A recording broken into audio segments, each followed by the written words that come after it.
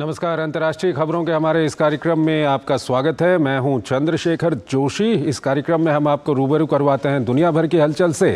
तो आइए शुरुआत करते हैं और सबसे पहले देखते हैं अंतर्राष्ट्रीय सुर्खियां। इजराइल और हमास के बीच संघर्ष हुआ और भीषण। आईडीएफ ने उत्तरी गाजा में टैंक की सहायता से की छापेमारी। बेंयामिन नेतन्याहू ने कहा गाजा में जमीनी हमले को तैयार। हमास के कब्जे में अभी भी हैं लगभग 224 लोग बंधक। इजराइल हमास संघर्ष में बुरी तरह पिसा गाजा। मानवीय सहायता लेकर 12 ट्रक पहुंचे। ईंधन खत्म होने से अस्पतालों समेत बुनियादी व्यवस्था चरमराई। इजराइल ने कहा हमास के पास काफी मात्रा में है ईंधन। फिलिस्तीन ने की पूर्ण युद्ध विराम की मांग।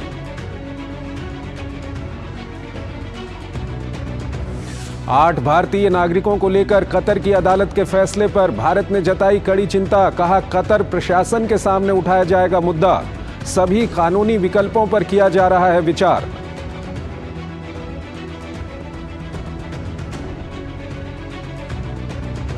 अमेरिका फिर से गोलीबारी का हुआ शिकार। लिविंगस्टन में गोलीबारी में 22 लोगों की मौत। रॉबर्ट कार्ड के रूप में पुलिस ने की संदिग्ध हमलावर की पहचान। राष्ट्रपति जो बाइडेन ने राज्य के गवर्नर से बात कर हर संभव मदद का दिया भरोसा।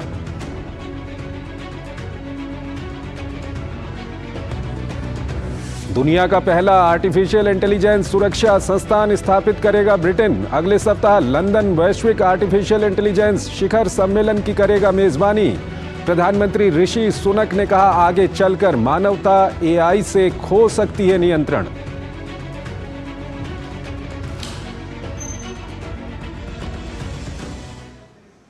और आइए आपको विस्तार से खबरें बताएं, उससे पहले एक छोटा सा ब्रेक लेते हैं। साल बरस और सदी नहीं, एक युग गुजर जाएगा।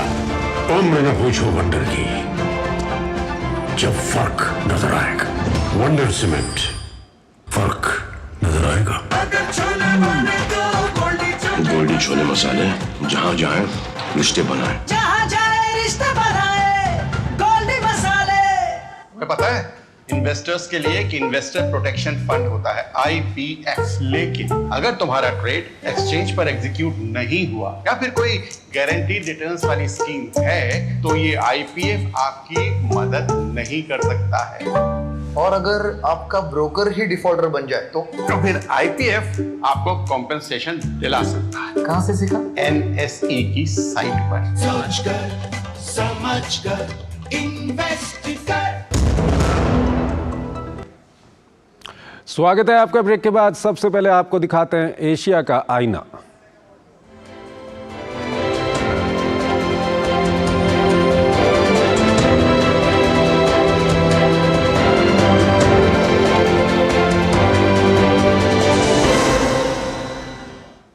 और आइए अब आपको लिए चलते हैं इजराइल और हमास के बीच संघर्ष की खबरों की ओर।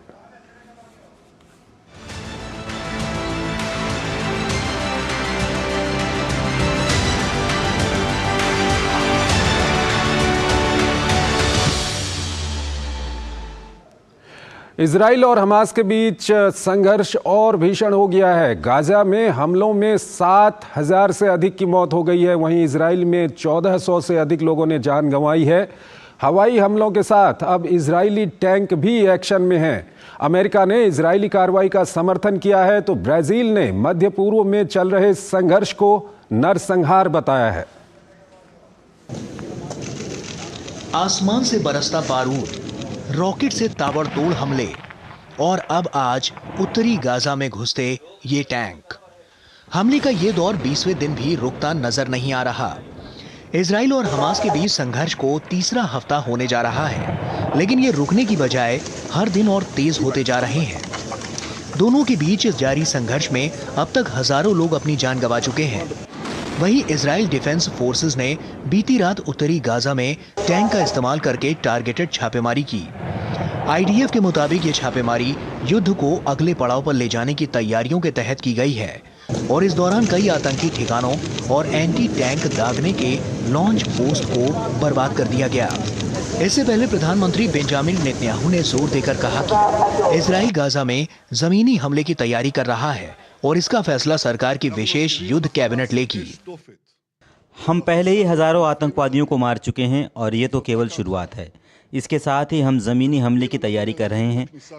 चीफ ऑफ स्टाफ और कैबिनेट के साथ मिलकर हम अगले ऑपरेशन के लिए अपने सैनिकों के लिए अनुकूल स्थिति सुनिश्चित करने के लिए काम कर रहे हैं।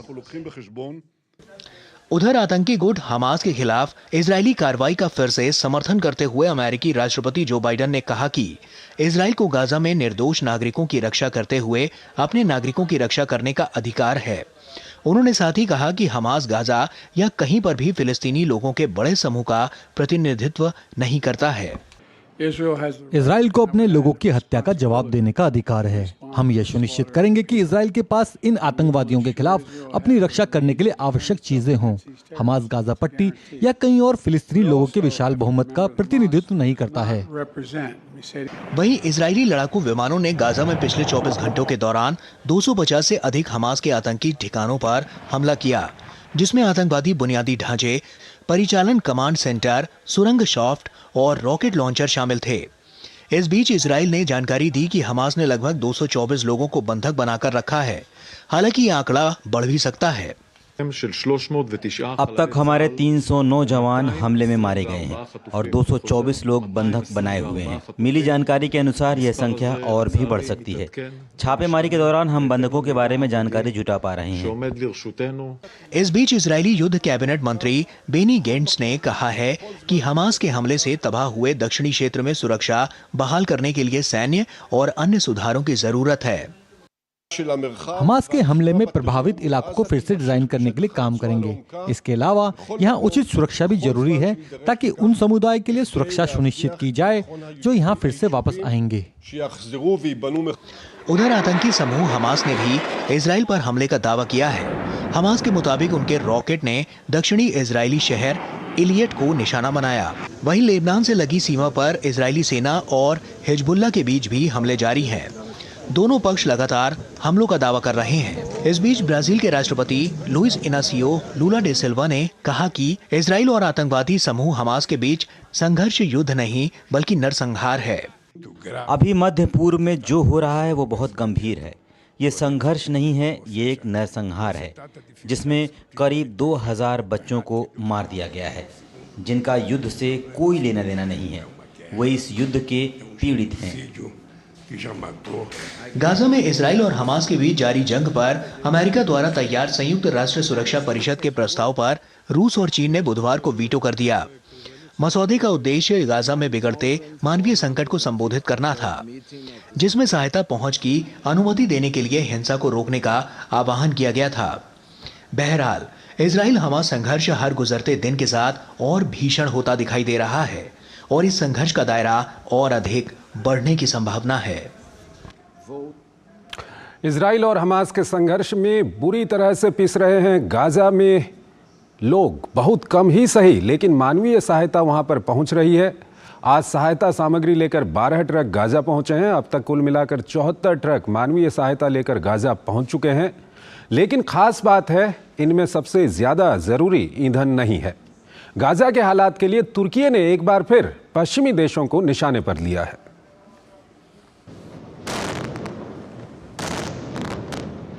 इजराइल हमास संकट का आज 20वां दिन है। 7 अक्टूबर को हमास द्वारा किया गया हमला अब गाजा के लोगों पर भारी पड़ रहा है। गाजा की एक बड़ी आबादी भोजन पानी के अलावा ईंधन के संकट और अपनों को खोने की जद्दोजहद की लड़ाई लड़ रही है। मदद की आस लगाए बैठे ये लोग जीवन यापन के लिए जरूरी सुविधाओं से भी महरूम हैं। बिजली, पानी और ईंधन की आपूर्ति रोके जाने के बाद लोग यहाँ बेहद मुश्किल हालात में रहने को मजबूर हैं। संयुक्त राष्ट्र अधिकारियों के मुताबिक गाजा में ईंधन की आपूर्ति में किल्लत के कारण स्वास्थ्य समेत कई जरूरी सुविधाएं ठप पड़ गई हैं। वहीं UNRWA ने कहा कि गाजा में लोग अपनी जगह छोड़कर सुरक्षित जगहों पर नहीं जा सकते हैं क्योंकि इलाके में कोई भी जगह सुरक्षित नहीं है। यह धारणा है कि यदि आप संयुक्त राष्ट्र के आश्रय में हैं तो आप सुरक्षित हैं, लेकिन हकीकत में आज गाजा में कहीं भी कोई सुरक्षित नहीं है। इस बीच इजराइल रक्षा बलों ने एक बड़ा खुलासा किया है जिसमें हमास के आतंकियों के पास भारी मात्रा में ईंधन जमा होने की बात कही है। गाजा पट्टी पर शासन करने वाला हमास ईंधन का भंडारण कर रहा है। इन ईंधनों में डीजल, बेंजीन और अन्य प्रकार के ईंधन शामिल हैं। बस उनकी प्राथमिकताएं अलग हैं। हमास अपनी युद्ध लड़ने की क्षमताओं के लिए सारा ईंधन अपने पास रखना पसंद करता है। उधर विश्व स्वास्थ्य संगठन ने एक सूची जारी करते हुए बताया कि चिकित्सा उपकरणों की एक बड़ी खेप अभी तक रफाह क्रॉसिंग से गाजा तक नहीं पहुंच पाई है। एजेंसी के मुताबिक गाजा की स्थिति इतनी बदतर हो चुकी है कि वहां रोजाना मानवीय सहायता समेत 100 ट्रकों की आवश्यकता है। यहाँ खाद्य आपूर्ति में भारी कमी है, ईंधन और दवाओं की कमी है, आश्रय स्थलों में जगह नहीं बची है। यहाँ तक कि जो पानी बेचा जा रहा है वह प्रदूषित है और पीने योग्य नहीं है। गाजा को मदद की बड़ी जरूरत है। उधर फिलिस्तीनी विदेश मंत्री रियाद अल मलिकी ने अपने ताजा बयान में कहा कि तत्काल आवश्यक मानवीय सहायता पहुंचाने के लिए गाजा में पूर्ण युद्ध विराम की जरूरत है। गाजा में संघर्ष विराम बहुत जरूरी है। हमें पानी, बिजली, भोजन, ईंधन, चिकित्सा आपूर्ति, चिकित्सा उपकरण और यहाँ तक कि चिकित्सा टीमों को लाना शुरू करना होगा। उधर गाजा के ताजा हालात पर चिंता जताते हुए तुर्की के राष्ट्रपति रजब तैयब एर्दोआन ने पश्चिमी देशों को निशाने पर लेते हुए कहा कि ये लोग यहाँ के नरसंहार की अनदेखी कर रहे हैं। गाजावासी 19 दिन से लगातार उत्पीड़ित हो रहे हैं। पश्चिमी संस्थानों द्वारा नरसंहार को बंद करने के आह्वान के लिए कितने बच्चों, महिलाओं, नागरिकों और बुजुर्गों को अपनी जान गंवानी होगी। गाजा पर हमला बहुत पहले ही आत्मरक्षा की सीमा को पार कर चुका है। मिस्र के रफाह क्रॉसिंग से गाजा तक मानवीय सहायता जरूर पहुंच रही है, लेकिन गाजा के प्रभावित लोगों के लिए यह सहायता सागर में बूंद के बराबर है। वहीं मानवीय सहायता पहुंचाने के लिए रफाह सीमा पर कई देशों के बहुत से ट्रक अभी भी इंतजार में लगे हुए हैं। और आइए यरूशलेम चलते हैं। हमारे संवाददाता अमृतपाल सिंह वहां पर मौजूद हैं, उनसे हम बातचीत करेंगे। अमृतपाल, हालात क्या कुछ बने हुए हैं? हर दिन भीषण होते जा रहे हैं। ये हम अपनी रिपोर्ट्स के ज़रिए और आपके द्वारा जो रिपोर्ट्स भेजी जा रही हैं उसके ज़रिए लगातार दर्शकों को दिखा रहे हैं। लेकिन अब इन हालातों को थोड़ा सा, इन जो युद्ध के हालात हैं उससे हटकर जो कूटनीति होनी चाहिए उसकी अगर हम बात करें तो अमेरिका खुलकर इजराइल का साथ दे रहा है। ब्राज़ील और तुर्की का कहना है कि वहाँ पर एक तरह से नरसंहार वहाँ पर चल रहा है। हमास का एक दल रूस पहुंचा हुआ है, वो रूस में वहाँ पर रूस के जो अधिकारी हैं उनसे बातचीत कर रहा है। ईरान के विदेश मंत्री भी वहाँ पर पहुँचे हुए हैं। तो ये युद्ध थमता, लेकिन थमने के से ज़्यादा हम देख रहे हैं कि ये और आगे बढ़ता जा रहा है। जी बिल्कुल, आपने ठीक कहा कि ये और आगे बढ़ता जा रहा है। इसके दो रीजंस हैं। कूटनीति तो हो रही है, कूटनीतिक प्रयास भी हो रहे हैं, पर दिक्कत ये है उनके साथ कि दुनिया खेमों में बटी हुई है। जैसे आपने कहा कि रूस में ईरान के विदेश मंत्री पहुंचे हैं, हमास के रिप्रेजेंटेटिव्स पहुंचे हैं, रेजोल्यूशन लाते हैं, क्योंकि वो यूएस ड्राफ्टेड होता है तो वीटो कर देता है चाइना और रशिया। वही काम वो भी करते हैं, क्योंकि जब रूस अपना रेजोल्यूशन लेके आया तो वेस्टर्न पावर्स ने उसको वीटो कर दिया। तो दुनिया खेमों में बटी हुई है और उसका असर जो कूटनीतिक प्रयास हैं उन पर दिखता है। वो बिखरे हुए कूटनीतिक प्रयास हैं। उसी के बीच इजराइल भी बड़े अच्छे तरीके से जानता है कि दुनिया एकजुट नहीं है। इंटरनेशनल प्रेशर वो विदहोल्ड कर सकता है। वेस्ट उसके साथ है। कहने को सिविलियन कैजुअलिटीज पे बयां चाहे दे दे और मुल्कों का अपने मुफाद हैं। तो इजराइल जो करना चाह रहा है, अपनी मिलिट्री कैंपेन जो उसका स्टेटेड ऑब्जेक्टिव है वो लगातार कर रहा है। एरियल बॉम्बिंग्स कर रहा है और तीव्रता से कर रहा है। इजराइल जो गाजा में रहते सिविलियंस हैं, फलस्तीनी हैं, वो मर रहे हैं, तो वो खेद जता देता है कि जी वहां वो मर रहे हैं और उनको कहता है आप पलायन कर जाएं। अगर आप पलायन नहीं करेंगे तो आप कोलैबोरेटर हैं आतंकवादियों के, हमास के कोलैबोरेटर हैं आप। तो वो जो चाह रहा है कर रहा है, तो उस हिसाब से युद्ध तीव्र होता जा रहा है। वहीं दूसरी साथ में मैं ये भी कह दूं कि दूसरी साइड भी कोई हमास लगातार रॉकेट दाग रहा है, इनके हॉस्टेजेस नहीं छोड़ रहा है, तो वहां से भी कोई कमी नहीं है। हिजबुल्लाह इंटरमिटेंटली इन पर फायर कर रहा है। तो दोनों साइड्स इस टाइम ना किसी कूटनीति की परवाह कर रहे हैं, ना किसी की सुन रहे हैं, अपने अपने ऑब्जेक्टिव्स परस्यू कर रहे हैं और कह रहे हैं। दोनों साइड की स्टेटमेंट्स बड़ी एक्सट्रीमिस्ट और बहुत मैक्सिमलिस्ट हैं और इसीलिए आप देख रहे हैं कि लड़ाई रोज तेज होती जा रही है और दोनों साइड्स पर इसका खामियाजा जो सिविलियन पॉपुलेशन है जो डिसाइड नहीं करती उसको भुगतना पड़ रहा है। अमृतपाल, जो आंकड़े सामने आ रहे हैं उन आंकड़ों में ये बताया जा रहा है कि करीब 6000 लोग गाजा पट्टी के अंदर में मारे गए हैं। उसके अलावा 1,500 के करीबन इजरायली मारे गए हैं। और मिलिट्री, जो इनका मिलिट्री का एम है वो ये है कि जो आतंकवादी हैं उनको ख़त्म करना। तो ये 7000 लोगों में आपको क्या लग रहा है, कितना इनका एम पूरा हो पाया है और कितने इसमें सिविलियन कैजुअलिटी होंगे? एक मिनट में पहले फिगर्स की बात कर दूं सो दैट हमारे दर्शक ग्रेविटी सिचुएशन की समझ आए या समझ आए कि स्थिति क्या है। ये जो आपने आंकड़े दिए 6200 समथिंग तो गाजा पट्टी के हैं। बिल्कुल। 1400 इजरायली हैं जो 7 अक्टूबर को मरे, उसके बाद मरे। अब तो खैर कम मर रहे हैं क्योंकि ज्यादातर रॉकेट सेंटर सेप्ट हो रहे हैं। मर ही नहीं रहा कोई एक्चुअली आजकल में, पिछले कुछ दिनों में। स्टार्टिंग में जो अटैक हुआ था उसमें करीब 1400 की का फिगर इजरायली गवर्नमेंट ने पुट डाउन किया है। वहीं वेस्ट बैंक में 100 से ज्यादा मर चुके हैं, वहां भी एयर स्ट्राइक्स हुई हैं। और बहुत सारे लोग, करीब दोनों साइड्स के मिला लें तो 17-18 हजार लोग घायल हैं। अभी मलबे के नीचे दबों का फिगर मैं बता दूं तो 1600-1700 सिर्फ गाजा पट्टी में। इजराइल को अभी तक बॉडीज मिल रही हैं। 7 अक्टूबर का वाकया हुआ है, अभी तक ये बॉडीज, क्योंकि पता ही नहीं था ना। किबुट्स यहाँ जैसे कम्युनिटी होती, गांव किस्म का समझ ले, किबुट्स में थे, उन लोग आए और वहां मौत का नंगा नाच हुआ। उसके बाद जो लोग भागे जंगलों में, जो इधर अपने बच्चों को जहां जहां भाग सके उनको चेस किया गया, तो बॉडीज अभी तक मिल रही हैं। मतलब injured dead is still counting. तो ये है। मलबे के नीचे कितने दबे हैं उनका सिर्फ अनुमान है, पूरा नहीं कि यहां इतने लोग रहते थे, इतने उनको जो मिलने आए होंगे। तो काफी स्थिति मतलब खराब है और लगातार बॉम्बिंग चल रही है। तो ये स्थिति है। मैं आपका दूसरा पार्ट सवाल का भूल गया जी। बिल्कुल अमृतपाल, दरअसल हमारे पास वक्त कम है, लेकिन एक छोटा सा सवाल मैं आपसे ज़रूर पूछना चाहूँगा। संक्षेप में आप बताइएगा। एक तरफ रूस और यूक्रेन का युद्ध चल रहा है, उसको लेकर के दुनिया बंटी हुई है, और यहाँ पर भी हम देख रहे हैं कि उस युद्ध की कूटनीति की जो छाया है यहाँ पर साफ साफ दिख रही है। क्या कुछ कहेंगे आप? बिल्कुल दिख रही है, उसका असर दिख रहा है। वो जो हम बात कर रहे थे अभी कुछ पल पहले कि दुनिया खेमों में बटी हुई है, वो यूक्रेन की लड़ाई के दौरान जो खेमे बटे वो साफ दिख रहे हैं। ईरान, चाइना, रशिया एक तरफ है, वेस्टर्न पावर्स एक तरफ हैं।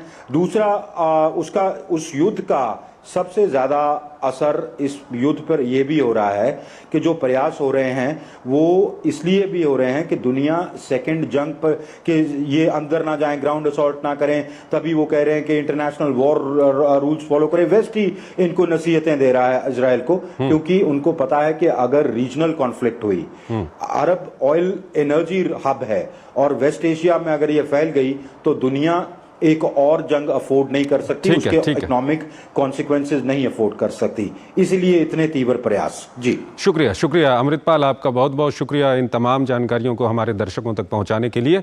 एक छोटा सा ब्रेक लेते हैं। साल, बरस और सदी नहीं, एक युग गुजर जाएगा। उम्र न पूछो वंडर की, जब फर्क नजर आएगा। वंडर सीमेंट, फर्क नजर आएगा। स्वागत है आपका ब्रेक के बाद। कतर में 8 भारतीयों को गुरुवार को फांसी की सजा सुनाई गई है। कतर में 8 महीने पहले भारतीय नौसेना के 8 पूर्व अधिकारियों को जासूसी करने के आरोप में गिरफ्तार किया गया था। इस मामले में भारतीय विदेश मंत्रालय ने बयान जारी कर कहा है कि हमारे पास प्रारंभिक जानकारी है कि कतर की प्रथम दृष्टया अदालत ने आज अल दहरा कंपनी के 8 भारतीय कर्मचारियों से जुड़े मामले में फैसला सुनाया है। हम मौत की सज़ा के फैसले से हैरान हैं और विस्तृत फैसले का इंतज़ार कर रहे हैं। हम परिवार के सदस्यों और कानूनी टीम के संपर्क में हैं और सभी कानूनी विकल्प तलाश रहे हैं। हम इस मामले को बहुत महत्व दे रहे हैं और इस पर बारीकी से नज़र रख रहे हैं। हम सभी काउंसलर और कानूनी सहायता देना जारी रखेंगे। हम फैसले को कतर के अधिकारियों के समक्ष भी उठाएंगे। और आइए अब देखते हैं अमेरिकाना।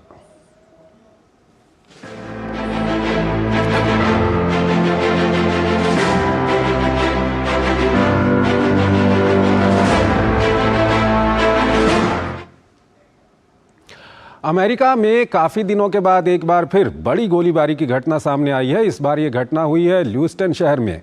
इस घटना में करीब 22 लोगों की मौत हुई है और 60 से अधिक लोग गंभीर रूप से घायल हुए हैं। पुलिस ने संदिग्ध हमलावर की फोटो जारी करते हुए उसकी पहचान 40 वर्षीय रॉबर्ट कार्ड के रूप में की है।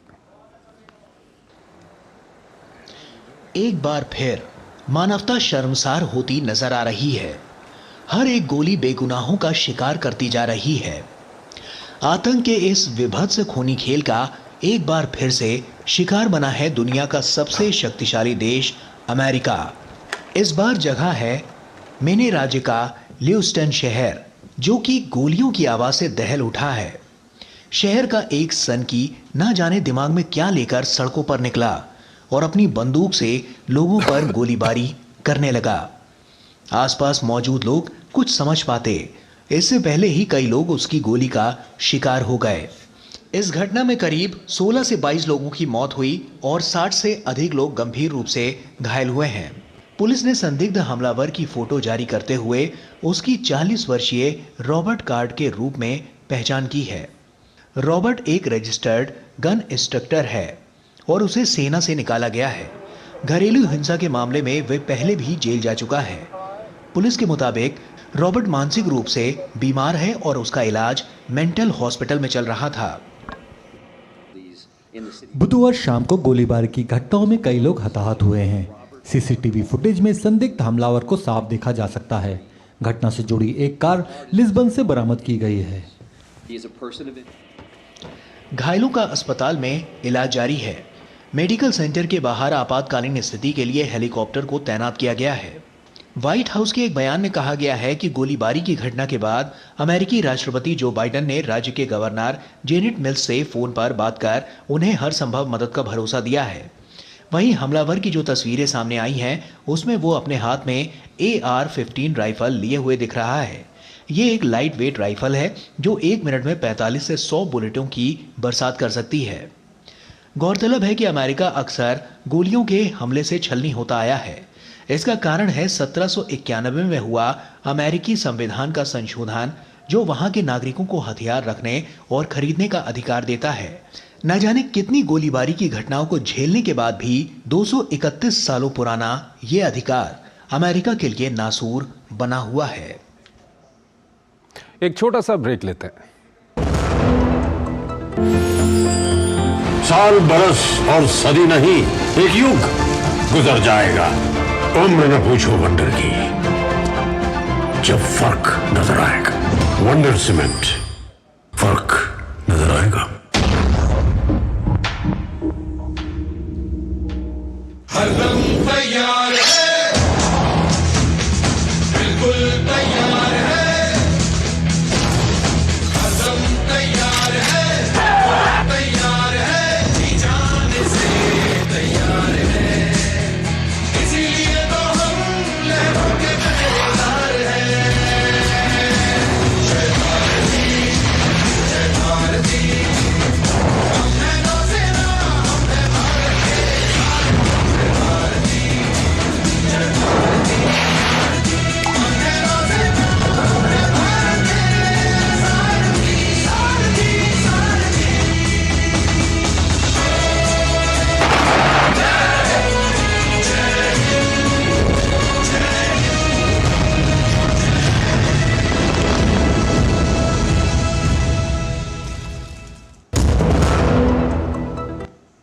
स्वागत है आपका। ब्रेक के बाद अमेरिकी राजनीति में लगातार 3 सप्ताह की उथल पुथल के बाद रिपब्लिकन सांसद माइक जॉनसन को प्रतिनिधि सभा का स्पीकर चुन लिया गया है। दरअसल अमेरिका में शटडाउन रोकने के लिए लाए गए फंडिंग बिल का समर्थन करने के कारण केविन मैकार्थी को स्पीकर पद से हटा दिया गया था। अमेरिकी प्रतिनिधि सभा द्वारा 3 सप्ताह की उथल पुथल के बाद आखिरकार रिपब्लिकन सांसद माइक जॉनसन को अमेरिकी संसद के निचले सदन की प्रतिनिधि सभा का स्पीकर चुन लिया गया है। प्रतिनिधि सभा में लुइसियाना का प्रतिनिधित्व करने वाले 51 वर्षीय जॉनसन को रिपब्लिकन पार्टी का भारी समर्थन मिला। जॉनसन कुल 220 वोट पाने में कामयाब रहे, जबकि उनके प्रतिद्वंदी हकीम जेफरीज को 209 वोट मिले। सदन में रिपब्लिकन पार्टी के सदस्यों की संख्या 221 और डेमोक्रेटिक के 212 सदस्य हैं। स्पीकर के तौर पर शपथ ग्रहण करते हुए माइक जॉनसन ने आभार व्यक्त करते हुए कहा कि मेरा लक्ष्य देश की सेवा करना और इस सदन में लोगों का विश्वास बहाल करना है। हम इस देश से दिल से प्यार करते हैं और समर्थन करते हैं और आप भी वही करना चाहते हैं जो सही है। संकट के इस समय में यह हमारा कर्तव्य है कि हम साथ मिलकर काम करें। सदन के अध्यक्ष का काम है सेवा करना और मैं वही करूंगा। वहीं नवनिर्वाचित हाउस स्पीकर चुने जाने पर जॉनसन को पूर्व राष्ट्रपति डोनाल्ड ट्रंप ने बधाई देते हुए कहा कि जॉनसन सदन के एक महान स्पीकर साबित होंगे। जॉनसन एक जबरदस्त नेता हैं और वो एक अद्भुत जगह लुइसियाना से आते हैं। वो एक महान स्पीकर बनेंगे। मुझे लगता है कि आपको उन पर बहुत गर्व होगा। बता दें कि 2016 में पहली बार सांसद चुने गए जॉनसन दशकों में सबसे कम अनुभवी हाउस स्पीकर होंगे। उन्हें 2020 के राष्ट्रपति चुनाव के बाद 126 हाउस रिपब्लिकन द्वारा उन राज्यों में चुनाव परिणामों को पलटने के लिए सुप्रीम कोर्ट से असफल अपील के लेखक के रूप में जाना जाता है। आपको बता दें कि अमेरिका में शटडाउन रोकने के लिए लाए गए फंडिंग बिल का समर्थन करने के कारण केविन मैकार्थी को स्पीकर पद से हटा दिया गया था। और आइए अब आपको यूरोप की ओर लिए चलते हैं।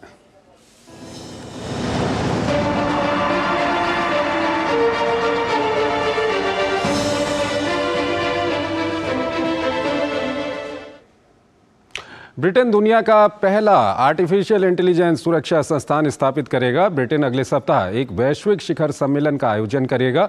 इस शिखर सम्मेलन का उद्देश्य है आर्टिफिशियल इंटेलिजेंस से जुड़े जोखिमों के नए आयामों की खोज करना। अमेरिकी उपराष्ट्रपति कमला हैरिस और गूगल डीप माइंड के सीईओ डेमिस हसाबिस इस बैठक का हिस्सा होंगे। सम्मेलन से पहले ब्रिटेन के प्रधानमंत्री ऋषि सुनक ने कहा कि मानवता आगे चलकर एआई से नियंत्रण खो सकती है। इस सम्मेलन के जरिए ब्रिटेन एआई सुरक्षा के मामले में विश्व नेता के रूप में उभरना चाहता है। तो अंतर्राष्ट्रीय खबरों के हमारे इस बुलेटिन में आज इतना ही। आप हमारी पूरी टीम को इजाजत दीजिए। नमस्कार।